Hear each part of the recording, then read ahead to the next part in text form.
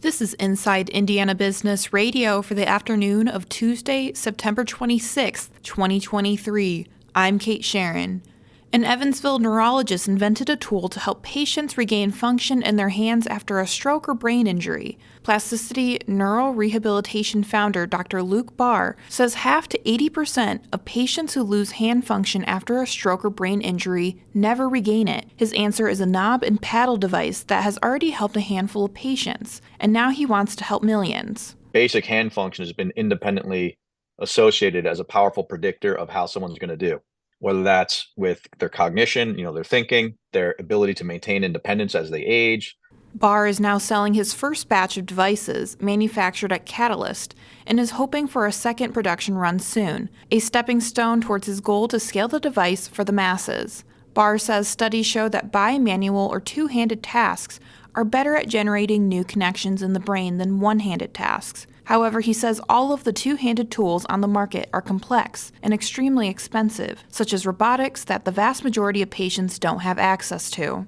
With most of its existing office space already leased and more than 280 apartments now under construction, 16 Tech Community Corporation is embarking on plans for the next phase of development at its 50-acre campus on the northwestern edge of downtown Indianapolis. The master developer has begun pre-leasing 2 new buildings planned for the Entrepreneurism Innovation District south of the intersection of West 16th Street and Indiana Avenue, a 100,000 square foot laboratory building, and a 40,000 square foot office structure that would be dedicated to sports and health-focused tenants. No timelines have been set for the building's construction, and development costs have not been finalized.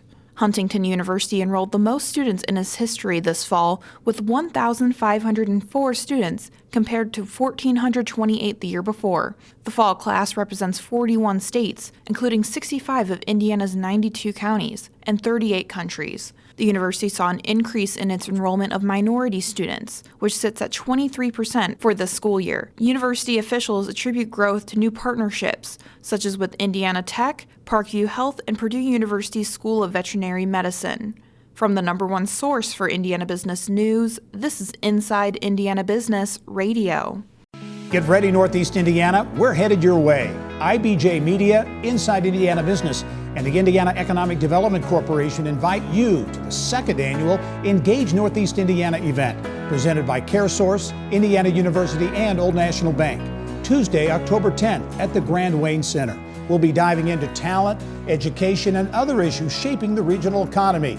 You can find more at ibj.com/engage.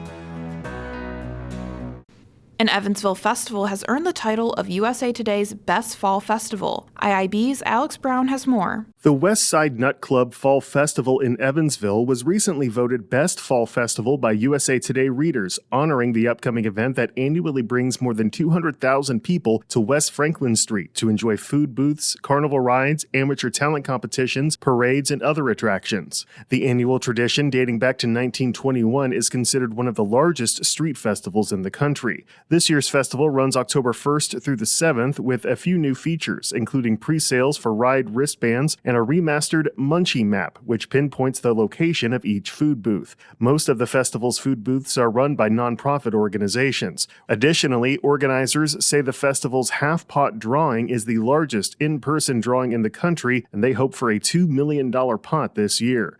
The Nut Club donated $377,000 from last year's half-pot drawing to local charities. Alex Brown, Inside Indiana Business Radio.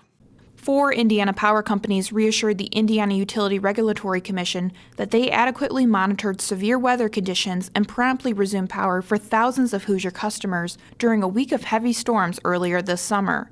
Representatives from the Northern Indiana Public Service Company, Indiana-Michigan Power, Duke Energy, and CenterPoint Energy gave updates last week about their responses to multiple extreme weather events, including those that produced heavy rain, high winds, and several tornadoes, which tore through various areas of Indiana between June 29th and July 4th. Storms left an estimated 100,000 customers without power between those dates, according to AES. That prompted customer advocates to ask regulators on July 11th for an investigation. Evansville-based Shoe Carnival Incorporated has promoted Patrick Edwards to Chief Financial Officer, the company announced Monday. He had previously served as the company's Chief Accounting Officer and Secretary since 2021. and as vice president and controller since 2019. Edwards succeeds Eric Gast as SVP, CFO, and treasurer. Shoe Carnival said the company and Gast mutually agreed that Gast would leave the company to pursue other opportunities.